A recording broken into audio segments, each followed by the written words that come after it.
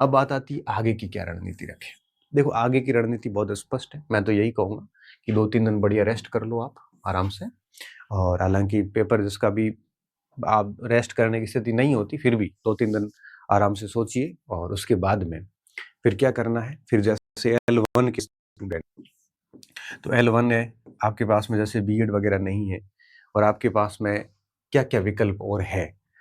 अब विकल्प में कई हो सकते हैं, किसी के पास एलडीसी का विकल्प है, किसी के पास में ग्राम सेवक का विकल्प है और भी कई सारे लैब असिस्टेंट के विकल्प है।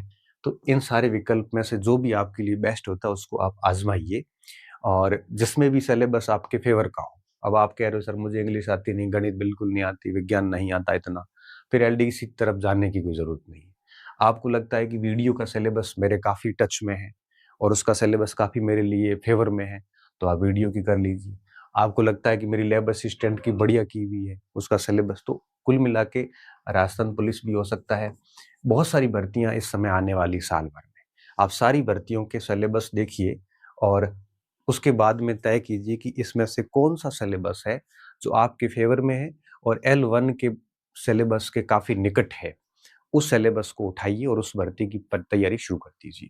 वापस L1 की मैं इसलिए नहीं कह रहा हूँ क्योंकि एक तैयारी आपने पिछले साल भर से करके अभी छोड़ी है, तो वापस उसको पढ़ने का थोड़ा मन कम होता है। इसलिए एक आधी तैयारी करिए और उसके साथ आगे बढ़िए बढ़िया तरीके से। फिर क्या होगा, उसके बाद में जैसे ही वीडियो वगैरह आ जाती है, फिर वापस L1 की वैकेंसी 9,000 10,000 पद की एक वैकेंसी और आपके बहुत जल्दी आने वाली है।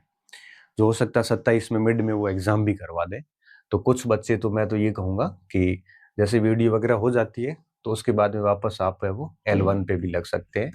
और जिसका पेपर बहुत अच्छा हुआ है, जैसे कि मेरे 220 से ऊपर हैं, 230 से ऊपर हैं, ऐसे अंक अगर आ रहे हैं, तो फिर आप L1 के बाद में आपके पास कोई दूसरा ऑप्शन होगा, वो अपना लीजिए। फर्स्ट ग्रेड की तरफ जा सकते हो, बीए, बीएड कर सकते हो, आरएस वगैरह की तरफ भी जा सकते हो। लेकिन मैं ये मानूँगा कि 210 से जो नीचे बच्चे हैं, उनके लिए इनमें से ही कोई ऑप्शन रखना चाहिए और 210 से जो ऊपर स्टूडेंट है, वो फिर अगली की किसी और बढ़िया वैकेंसी के ऊपर के अपने ड्रीम्स को पूरा करने की तैयारियाँ कर सकते हैं। उसके पास में बहुत सारे विकल्प हैं, ठीक है?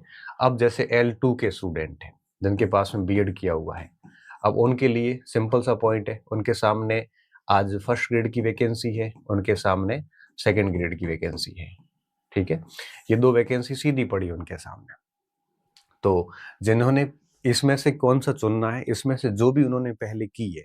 कुछ बच्चे ऐसे थे जो फर्स्ट ग्रेड की करके पिछली बार उनका पेपर सितंबर में, जो जुलाई-अगस्त में जो पेपर हुए थे, वो ठीक नहीं हुआ था, तो वो वापस फर्स्ट ग्रेड की ओर जाएँ। जिन्होंने पहले सेकंड ग्रेड की बढ़िया की थी, वो वापस सेकंड ग्रेड की ओर चले जाएँ। क्योंकि पहले सेकंड ग्रेड की थी, अभी L2 दिया और अब हुए थे, वो ठीक नहीं हुआ था, तो वो वापस फर्स्ट ग्रेड की ओर जाएँ। जिन्होंने पहले सेकंड ग्रेड की बढ़िया की थी, वो वापस सेकंड ग्रेड की ओर चले जाएँ। क्योंकि पहले सेकंड ग्रेड की थी, अभी L2 दिया और अब आगे वापस अगर वापस फर्स्ट ग्रेड की तरफ जाओगे, तो 5 महीने में फर्स्ट ग्रेड तैयारी नहीं हो पाती है, ठीक है ना? तो ऐसा प्रयास करो कि पहले से कोई तैयारी की हुई है, तो उसको वापस उसी की तैयारी कंटिन्यू कर लेनी चाहिए। सेकंड ग्रेड वालों को सेकंड ग्रेड, फर्स्ट ग्रेड वालों को फर्स्ट ग्रेड। या ऐसी स्थिति है कि आपका L2 का पेपर आउटस्टैंडिंग चला गया, आउटस्टैंडिंग तो आपको पता चल ही जाएगा 2-4 दिन के अंदर। तो फिर आपको लगता है वो L2 में सिलेक्शन पक्का ही होने वाला है। तब तो आप है वो फर्स्ट ग्रेड की तरफ ही जाएँ केवल, या हो सकता है आपको एसआई या आरएस वगैरह आपका टारगेट हो, तो आप उस तरफ भी जा सकते हो। अब ये तो क्या व्यक्तिगत है। लेकिन मैं सिर्फ इतना मानता हूँ कि आगे की रणनीति यही होनी चाहिए कि 2-4 दिन रेस्ट करिए, पेपर को अंदर डाल दीजिए। इसके ऊपर अब कोई डिस्कस नहीं करना, 2 बार पेपर खोलना, 1 बार अब आप चेक कर लो किसी भी प्राइवेट कोचिंग की से, और 1 बार जो बोर्ड की आए, तब वापस चेक करके दिमाग में बिठा दो कि भई मेरे इतने मार्क्स हैं और इसमें मेरा होना-जाना कुछ है नहीं, और अंदर रख दो पेपर को, और उसके बाद में आप है वो आगे का टारगेट सेट करो 2-4 दिन बैठ के आराम से, और उसके बाद उस टारगेट को लेके सीरियसली एफर्ट्स लगाना शुरू कर दो, ठीक है? सेकंड ग्रेड, फर्स्ट ग्रेड सारों की रणनीतियाँ और पुस्तक सूचियाँ वगैरह हमने सबने बना रखी है। आपके पास जो भी कंटेंट है, मैं तो यही मानता हूँ, ये बदला पैटर्न एक ऐसा माध्यम है जिसके ज़रिए लोग सिर्फ व्यापार कर रहे हैं। बाकी वही सामग्री है, क्योंकि पेपर कठिन होंगे तो मेरिट नीचे आएगी, ये भी तय बात है। तो सवाल वही रहते हैं, ठीक है, छोटा-मोटा थोड़ा बहुत इधर-उधर करते हैं। ठीक है, कोई सेगमेंट चेंज किया जा सकता है, कोई छोटा-मोटा भाग चेंज किया जा सकता है, सारी सामग्रियाँ बदलवाते थे लोग आपसे। तो थोड़ा समझदार बनिए, आपकी सामग्री है, उस पे भरोसा करिए, बढ़िया पढ़िए उसको और 2-4 दिन रेस्ट कीजिए। रेस्ट के दौरान आप तय कर लीजिए आगे क्या करना है और उसके बाद वापस ईमानदारी से लग जाइए। और अगर आप थक गए और आपको लगता है कि अब मेरे से तैयारी नहीं होगी, 5-10 साल से कर रहे हैं, कुछ हो नहीं रहा है, तो ऐसी स्थिति में मुझे लगता है कि हमें इन चीज़ों से बाहर आ जाना चाहिए। देखो या तो काम पूरे मन से करो या फिर छोड़ दो। मैं समझ सकता हूँ कि देखो बहुत दर्द होता है। इतनी सारी मेहनत करने के बाद में जब आपका सिलेक्शन नहीं होता या उम्मीद के अनुसार मार्क्स नहीं आते हैं, तो ये आसान नहीं होता है इस झटके को झेलना।